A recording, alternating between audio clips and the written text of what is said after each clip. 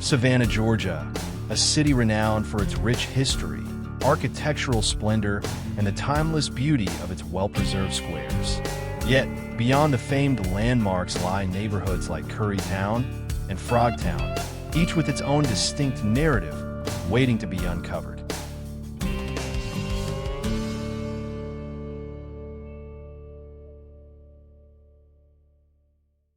The first Irish immigrants arrived in Savannah about 1734. Most were farmers looking for land and religious freedom.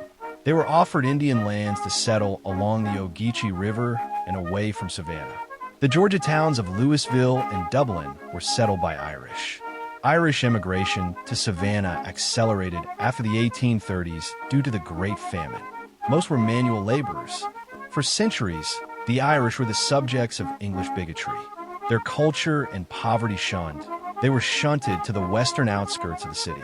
Currietown became home to a diverse community, including the Irish, though they were often denied employment and service in business establishments.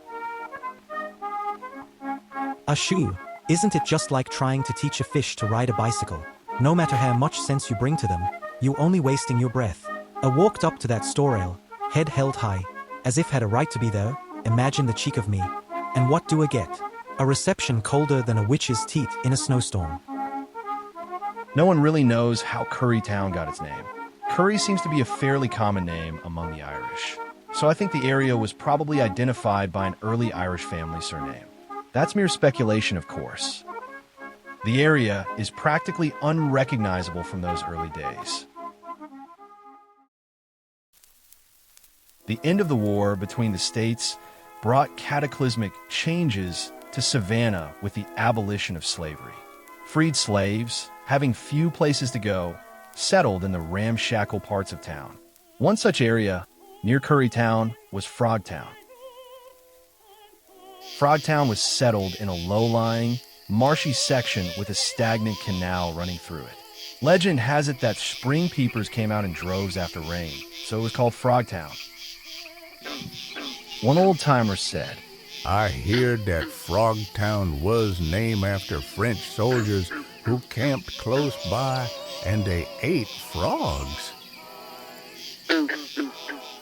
The area eventually developed into a busy African-American community with West Broad Street, now Martin Luther King Jr. Boulevard, dividing Currietown and Frogtown, serving as a bustling corridor of black-owned businesses, churches, and cultural institutions. But the two communities were not without their problems.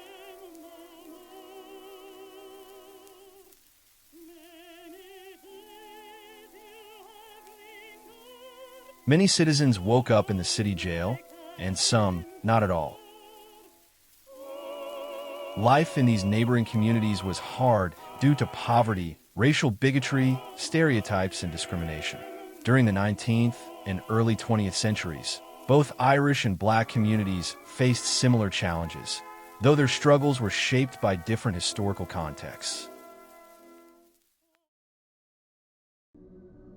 Hoodoo, a folk magic and spiritual practice rooted in African traditions, has a deep history in Savannah and nowhere more than in Frogtown. But before we go there, please take a moment to give us a thumbs up and subscribe to our channel. If you'd like to buy me a cup of coffee, click the link in the description below. I'd surely appreciate it. Dating back to the arrival of enslaved Africans in the 18th century, Hoodoo was among the spiritual beliefs and practices from West and Central Africa, which blended with Native American and European influences over time. Savannah, a major port city, became a hub for Hoodoo, with practitioners, often called root workers or conjure doctors, using herbs, roots, and spiritual rituals for protection, healing, and justice. One of the most well-known figures associated with Hoodoo in Savannah was the root doctor known as Doc Buzzard, whose legacy of powerful conjure work and legal trickery is still discussed today. The city's historic Black communities, such as those in Frogtown and Yamacraw, played a significant role in preserving these traditions. Despite periods of suppression, Hoodoo persisted and evolved, continuing to be practiced in black churches intertwined with Christian beliefs. Savannah has a long history of apparitions and manifestations of the supernatural, and many stories have been told of ghosts, spirits, and conjure. I done seen all kind of strange ting happen in my lifetime. You want me to tell you about some woodum ting? One night, I finished eating dinner. Then I walked to do kitchen door. I see a strange man coming down the road. He was 20 yards away. I turned my head to look in the house, and when I looked back, he done disappeared. I know he must have been a ghost. Currietown and Frogtown declined more over the 20th century. These neighborhoods, which had once been home to working-class and minority families and bustling small businesses, saw economic downturns, neglected infrastructure, and increasing disrepair. By the late 1900s, abandoned homes, overgrown lots, and a dwindling population painted a picture of decay. However, in the early 2000s, a shift began. Driven by Savannah's growing interest in historic preservation and urban renewal, city planners, investors, and local advocates turned their attention to these long-overlooked districts. Efforts to restore historic homes, improve public spaces, and encourage business investment gradually brought new life into the area. As Savannah's downtown economy boomed, and the city attracted artists, entrepreneurs, and students from the Savannah College of Art and Design, Currietown and Frogtown became prime locations for revitalization. Historic buildings were repurposed into trendy cafes, boutique shops, and creative workspaces, blending old charm with modern appeal. Infrastructure improvements, including new sidewalks, street lighting, and green spaces, made the neighborhoods more inviting. By the 2020s, Currietown and Frogtown had transformed into thriving, eclectic communities, where blight once dominated. Now stand restored historic homes, art studios, and local businesses. The neighborhoods have become sought-after residential areas, with a mix of longtime residents and newcomers embracing the unique character of these reborn districts.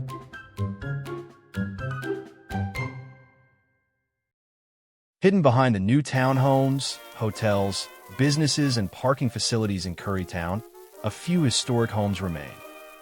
317 and 319 Tatnall Street was built in 1869 for Patrick Whalen, though he was not a permanent resident in the home. Not much is known about him. He was born in Ireland in 1822, was a well-liked conductor for the Central Railroad, and a co-partner in a livery business. Mr. Whalen died in 1880 and is buried beside his wife in Savannah's Catholic cemetery.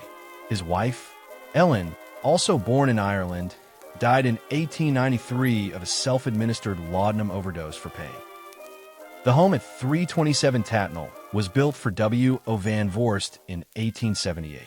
In 1863, he served as a sergeant in the Central Railroad Guard against, quote, the common enemy, end quote. The common enemy being Yankees. He was a member of the Solomon's Lodge, the Odd Fellows of Savannah, and the Baptist Church. Benjamin Armstrong was the builder. This home at 333 and 335 Tatnall was built for Eliza LaRoche, 1852 and 53. Eliza married into the LaRoche family, a very well-connected Savannah clan. Her husband, Oliver, born in Augusta, Georgia in 1812, died in 1864, age 51. Eliza, of Beaufort County, South Carolina, died in 1890, age 67. Both are buried in Savannah's Laurel Grove Cemetery. James Collins was a businessman and community leader. Known for his contributions to local commerce, he played a role in the city's growing economy during the late 19th century. His legacy reflects the industrious spirit of Savannah during a time of expansion and change in the post-Reconstruction South. Collins is buried in Savannah's Catholic cemetery.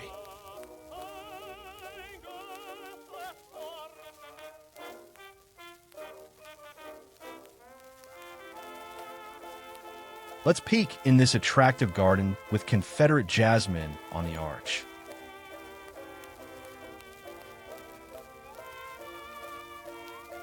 347 and 49 Tatnall was built for Captain John Lowe in 1844. Captain Lowe was a river pilot and the harbor master of Savannah.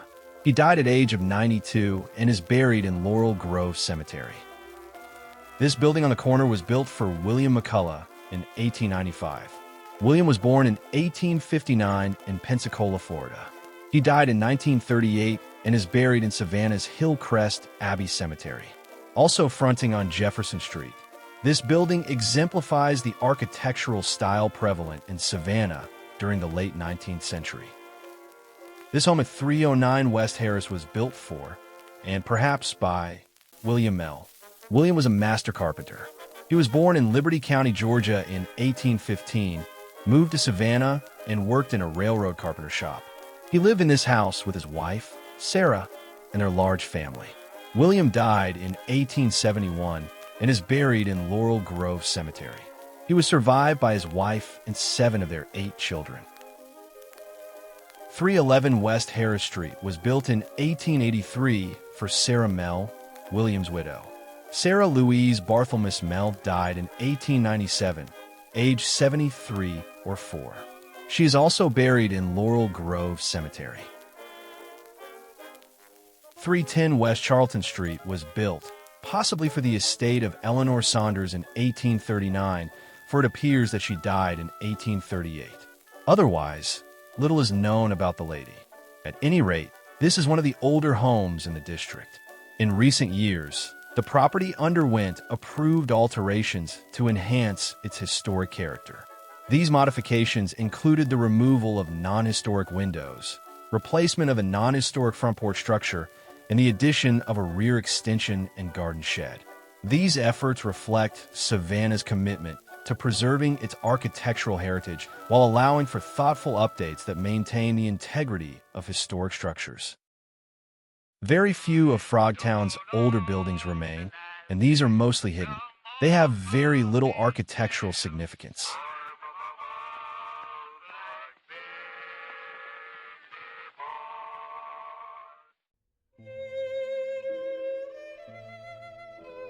In the 18th century, Savannah became home to several Jewish cemeteries that hold significant historical value. 2 notable cemeteries include the Sheftel family cemeteries. The old Jewish burial ground was founded in 1773 by Mordecai Sheftel, a prominent leader in Savannah's Jewish community, on land granted by King George III of England. Situated near Cohen Street in the Caton-Fraser area, this cemetery served as a burial ground for Jewish residents until the late 19th century. Nearby, the Levi Sheftel family cemetery, established in 1765, provided a final resting place for members of the Sheftel, DeLyon, and Della Mata families. Both cemeteries are currently maintained by Congregation Mikveh Israel and contribute to Savannah's rich historical tapestry.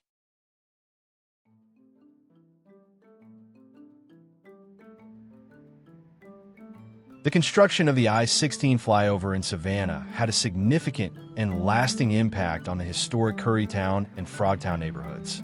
Built in the 1960s as part of the interstate highway system, the flyover physically divided these communities, leading to the displacement of residents and further decline of historic structures. What were once cohesive neighborhoods were fragmented by the elevated highway, disrupting the social and economic fabric of the area. The flyover contributed to economic decline by cutting off portions of the neighborhoods from the rest of downtown Savannah, reducing accessibility and property values. Over time, abandoned buildings and underutilized spaces became more common, further eroding the community's character. In recent years, discussions have emerged about removing or modifying the flyover to reconnect these historic areas, aligning with broader urban renewal efforts aimed at restoring Savannah's historic neighborhoods. Meanwhile, Frogtown has been revitalized with the erection of schools and apartment buildings. Today, the resurgence of Currietown and Frogtown reflects Savannah's broader commitment to preserving its past while embracing a dynamic future. Their story is one of resilience, vision, and the power of community-driven change.